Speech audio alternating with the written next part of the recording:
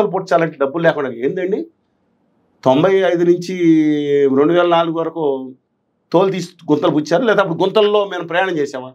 జగన్ గారు అప్పుడు ఎక్కువ జగన్ మసాజ్ పథకం పెడితే మేము కూడా ఇబ్బంది పడ్డాం, ఇప్పుడు కూడా ఇబ్బంది పడుతున్నాం, ఇంతకుముందు కొన్ని చోట్ల ఇబ్బంది పడ్డాం, ఎక్కువైంది ఆఖరిలో కోవిడ్ ఖర్చుల వల్ల తక్కువ రోడ్లకి ఇవ్వడం జరిగిందని ఏదో చెప్పుకున్నా బాధలు పడిన మాట వాస్తవం.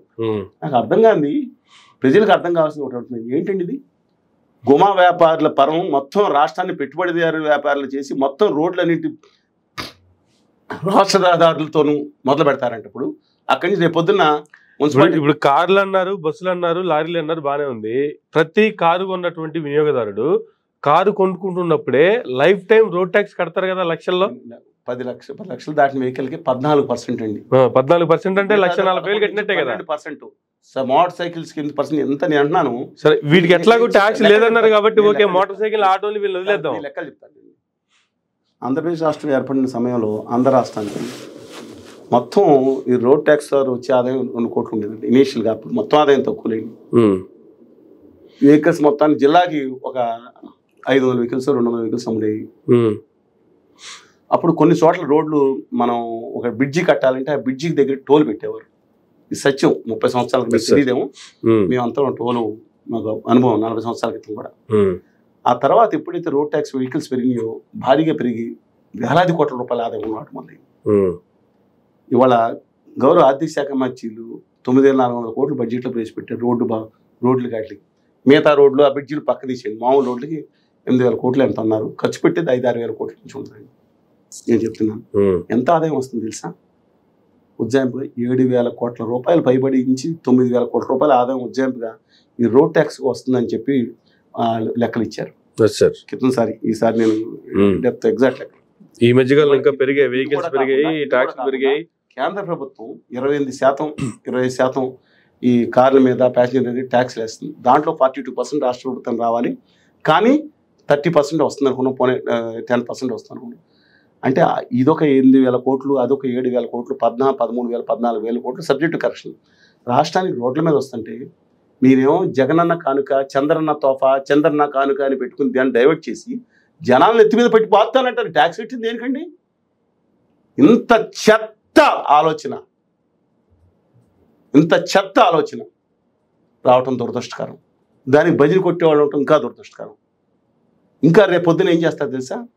మున్సిపాలిటీ పంచాయతీలో కూడా రేపొద్దున అదే సరి కదా, మనం కూడా రాజకీయ నాయకులు బయలుదేరుతారు కదా ఈ రోడ్డు నాదని. రేపొద్దున మీ ఇంటి దగ్గర నుంచి కాలు బయట పెడితే ఇది నా రోడ్డయా అని చెప్పి అంబాదానీ గారు వస్తాడు. మీరు రోడ్డు పెట్టి ఇక్కడి నుంచి అక్కడ నడిచే లోపల నా దగ్గర ఏందండి ఇది? ఎక్కడికి వెళ్ళిపోతున్నారు అసలు?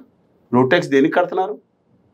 ఇది నేను చెప్తున్నాను చాలా అత్యంత ప్రమాదం. మీ అభిమానాలు ఉంటే ఉంచుకోండి. ఇది మధ్య తరగతి వాళ్ళ వెన్ను విరిచే దుర్మార్గమైన ప్రపంచ బ్యాంకు ఇంకోటి అదే కాదు. గుమా వ్యాపారులని మీరు గతంగా గుజరాతీ మార్వాడి వ్యాపారులు అన్న అలా అని కాదు, గుట్టుగా మాయ చేసుకునే ఆ వ్యాపారులు ఆ గుజరాత్ నుంచి ఎక్కువ మంది ఉంటారు. వాళ్ళు మిగతా వాళ్ళు వాళ్ళ దారుణమైన కుట్రలకి ఆంధ్రప్రదేశ్ ప్రజలను శాశ్వతంగా బానిసలుగా చేయొద్దని కోరుతున్నాను సార్. నమస్కారం పెట్టి చెప్తున్నాను. దేశ ముఖ్యమంత్రి గారు మీకు ఎవడో అతి తెలివి అధికారి ఇది ఇచ్చినట్టున్నాడు. దయచేసి మీరు ఆ దుర్మార్గమైన మీ శాశ్వతంగా మీరు ఆంధ్రప్రదేశ్ ప్రజలకు ద్రోహం చేసిన వాళ్ళగా వెళ్ళిపోతారు. లేకపోతే గుంతలు లేవండి అంటారా? అంటే మీరు 2014 నుంచి ఈ ట్యాక్స్ లేకుండా మీరు ఎలా చేశారండి? మీకు పక్క రాష్ట్రాలు దయచేసి మా గోదావరి జిల్లా ఎమ్మెల్యేలు విజయులు ఉన్నారు, మంచి వాళ్ళు ఉన్నారు. మీరు కొంతమంది అన్నట్టు గొర్రెలు కాదండి, వాళ్ళు ఆత్మగౌరవం ఉన్నవాళ్ళు.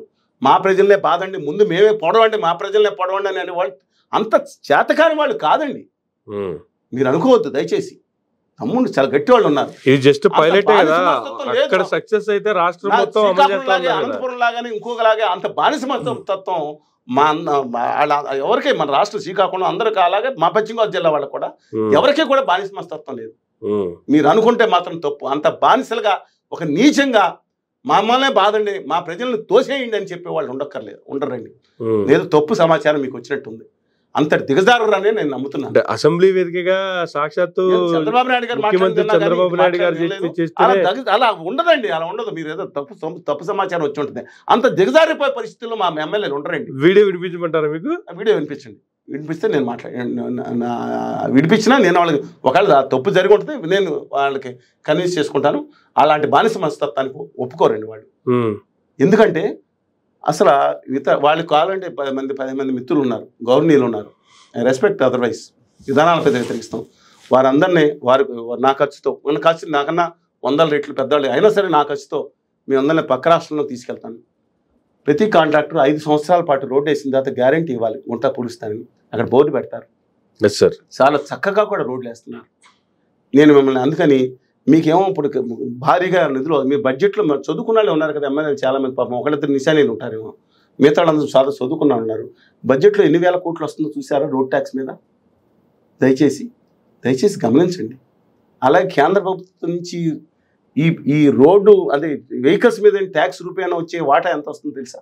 దయచేసి చదువుకోండి. అది రోడ్ల మీద పెట్టమని అడుగుతున్నారు సామాన్యులు. మళ్ళీ లేకపోతే గుంతల రోడ్లు మీకు మన గుంతల్లోనే పుడుస్తాం ఏందండి ఇది? కొంతకాలానికి నేను చెప్తున్నాను కదా, ఇవాళ మార్టి నియమాల్లో చెప్పాడు. ఫస్ట్ వాళ్ళు కమ్యూనిస్టుల నుంచి వచ్చారు నాజీ వాళ్ళు, నేను కమ్యూనిస్ట్ కాదు కానీ ఊరుకున్నాను. తర్వాత ఏమో ఇంటలెక్చువల్స్ గురించి వచ్చారు, నేను ఇంటలెక్చువల్ కాదన్నాను.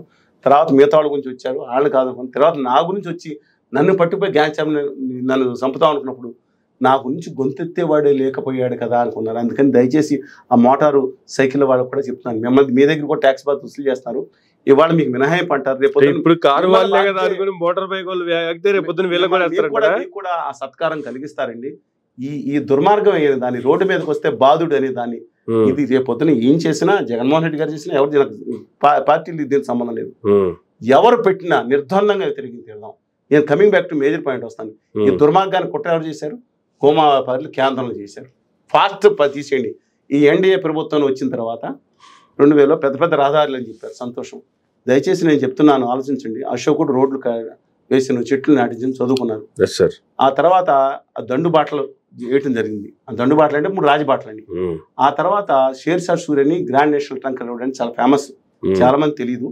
ఈ దేశంలో అనేక సంస్కరణలు ఆద్యం షేర్షా సూరి అనేవారు. ఆయన బాటలో చాలా మంది పట్టుకున్నారు. బ్రిటిష్ గవర్నమెంట్ కూడా ఇలా రహదారులు వేసింది. హైదరాబాద్ నుంచి మచిలీపట్నం కానీ మిగతా కానీ వేసేది బ్రహ్మాండమైన రహదారి. ఏనుగులు వీరసంగా చర్చ చూడండి. లేదా నేను ఎన్ని మ్యాప్స్ ఇస్తాను మీకు, 1676 నుంచి కూడా అనేక మ్యాప్లు ఉన్నాయి. ఎన్ని మ్యాప్స్ ఉన్నాయి నా దగ్గర. అది రాజమార్గంగా ఉండేది కదా. అలాగే గ్రాండ్ నేషనల్ ట్రంక్ రోడ్ అని మీకు నెల్లూరు జిల్లా నుంచి శ్రీకాకుళం జిల్లాలో ఏ మనిషి గుంటూరో నెల్లూరో ఒంగోలో లేకపోతే ఏలూరు నగరంలోకి రండి, జిఎన్టీ రోడ్ ఉంటుంది. అంటే నేషనల్ 5 చేశారు. అది పాతతనం. అలాంటిది ఈ దేశ ప్రభుత్వం ట్యాక్సులు కలెక్ట్ చేసినప్పుడు మన దగ్గర ఆ జాతీయ రహదారులు మిగతా వాళ్ళు మన ప్రజలు ఉచితంగా వెళ్ళే ఏర్పాటు చేసుకోవాలి. అది కావాలంటే వాళ్ళు ఎక్స్ప్రెస్ హైవేలో గుమా వ్యాపారులకి అడ్డంగా దోసి పెడతానుకుంటారు కదా కాంట్రాక్టర్లో, వాళ్ళ కోసం ఎక్స్ప్రెస్ హైవేలో వేసుకుని రోల్స్ రాయిస్ కారులోను, తర్వాత ఏమో ఇంకా రేంజ్ రోవర్ కారులోను, ఆ తర్వాత ఏమో మిగతా సూపర్ కార్లోను తిరిగే వాళ్ళ కోసం తోలు తీసే కార్యక్రమం వాళ్ళు ఆనందంగా తీయించుకుంటారు. కాబట్టి దాంట్లో వెళ్ళవచ్చు. ఆ కార్ల కోసం సామాన్యులు ఒక ఆల్టో కారు కొనుక్కుని ఇంకో కారు కొనుక్కుని లేదా ఇంకోటి కొనుక్కుని ఇంకోటి చేసుకున్న వాళ్ళకు ఇలా వెళ్ళే వాళ్ళకి మాత్రం వాళ్ళకి టోల్ వేయకుండా ఉండాల్సింది దుర్మార్గమైన పని చేసింది ఆ రోజు ప్రభుత్వం. ఏంటంటే మేము పెట్టాం, నిజమైన రోడ్లు బాగున్నాయి అన్నారు, అది వాళ్ళ బాధ్యతను విస్మరించారు. దాంతో ఇక తోలు తీయటం మొదలుపెట్టారు. ఇవాళ నేను ఒకటి అడుగుతా ఉన్నాను గౌరవ కేంద్ర ప్రభుత్వాన్ని, సార్ 2014లో మీరు అందరూ వచ్చే ముందు డీజిల్ మీద కేంద్ర ప్రభుత్వం వేసే పన్ను ఎంత అండి? 3 రూపాయలు దాదాపుగా. దాన్ని 21 రూపాయలు చేసి మళ్ళీ తర్వాత తగ్గించినట్టు దాదాపు 500% పెంచారు. దాన్ని పక్కన పెట్టండి. మీరు రోడ్డు సెస్ రూపేనా, అంటే ఈ రోడ్లు వేయటానికి సెస్ రూపేనా ఎన్ని లక్షల కోట్ల రూపాయలు మీరు దీని మీద పెంచి అది కూడా కాకుండా దాని మీద సర్చార్జ్ చేసి ఈ 2 రూపాయల లక్షల కోట్ల రూపాయలు కేంద్ర ప్రభుత్వానికి సమకూరిన మాట వాస్తవా కాదనేది ఆర్టీఐ యాక్ట్లో కూడా వేసి మీకు సమర్పిస్తాను. మరి అన్ని లక్షల కోట్ల రూపాయలు ఎవరికి పోయినాయండి? ప్రజల రోడ్ల కన్నా తోలు తీస్తున్నారా? ఇవాళ రాష్ట్ర ప్రభుత్వం కూడా తోలు తీసే కార్యక్రమం. అంటే మా పాలకొల్లు దగ్గర మార్టేర్ నుంచో భీమవరం నుంచో నరసాపురం వెళ్తే మాకు 2 సార్లు తోలు తీస్తారా రాష్ట్ర రహదారిని పెట్టి దానికి మా రహదారులు? నేను చెప్తున్నానండి, దయచేసి చాలా ప్రమాదకరమైన ఆలోచన. ప్రజల్ని ఆ గుమా వ్యాపారులకి మీ ఇంటి ముందు రోడ్డు రేపొద్దున ఇవాళ అయింది కదా, రేపొద్దున ఇంటి ముందు ఇవాళ రాష్ట్ర రహదారులు అన్నారు, జిల్లా రహదారు వచ్చేస్తుంది.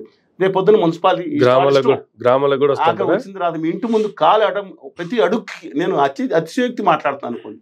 కానీ నేను చెప్తున్నాను, ఎన్ని అడుగులు వేస్తే ఆయన చెప్పాడు కదా మీ గడ్కరీ గారు, వ్యక్తిగతంగా మంచివాడే పాపం, ఆంధ్రప్రదేశ్ పట్ల కొంత అభిమానం ఉంది. అంతవరకు నేను ఈ గుమా వ్యాపారుల కంటే బెటరే. కానీ ఆయన కూడా బంది ఈ వ్యాపారుల దాంట్లో ఆయన ఒక మాట అన్నాడు, మీ ట్యాగ్ బయటకు వస్తే ఎన్ని కిలోమీటర్లు తిరిగిందో మేము శాటిలైట్ బట్టి మేము ట్యాక్స్ వేసేస్తాం అన్నాడు. అదేవిధంగా ఈ రేపు పొద్దున రాష్ట్ర ప్రభుత్వం కూడా మీరు రోడ్డు మీద ఎన్ని అడుగులు వేశారో మీరు పెద్ద పెద్ద అడుగులు వేయాలి. పాపం చిన్న చిన్న అడుగులు నేను అత్యక్తిగా మాట్లాడుతాను అనిపించవచ్చు. ఈ అడుగుల ప్రకారం కూడా ట్యాక్స్ వేసేస్తారన్నమాట లెక్కన. మీకు గుంతలు కావాలా ఏందండి ఇది? దయచేసి తప్పు. దాన్ని మై హంబుల్ రిక్వెస్ట్, చరిత్రలో ద్రోహులుగా మిగలొద్దు. రోడ్ల మీద కూడా మన ప్రభుత్వ రోడ్డు మన రోడ్డురా అనుకుంటాం మనది, అంతే తప్ప దాన్ని బానిసలుగా దయచేసి చేయొద్దు. ముఖ్యమైన జాతీయ రహదారులు ఏదైతే ఉన్నాయో ఇప్పుడు మీ ఎక్స్ప్రెస్ వేలకు డబ్బులు వేసుకుని దాని మీద కూడా టోల్ తీయాలి. అగనంపూడి చెక్ పోస్ట్ అని ఉంది, ఎందుకు పెట్టారో తెలియదండి. 100 కోట్ల రూపాయలు దండుకున్నారు. విశాఖపట్నంలో అల్లలాడిపోతున్నారు. పల్లా శ్రీనివాసరావు గారు ఎంతో ప్రయత్నించారు, అందరూ ప్రయత్నించారు. అక్కడ ధర్మశ్రీ గారు అందరూ యుద్ధం చేసినా కూడా చేయలేకపోతున్నారు. అది దేనికి పెట్టారో ఎందుకు పెట్టారో తెలియదు. 100 కోట్ల రూపాయలు మాత్రం అయిపోతుంది.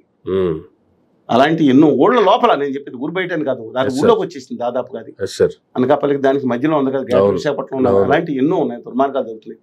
వీళ్ళన్నింటికి కూడా ఆజీవం నేను గుజరాతీ వాళ్ళు అంటాం తప్పండి.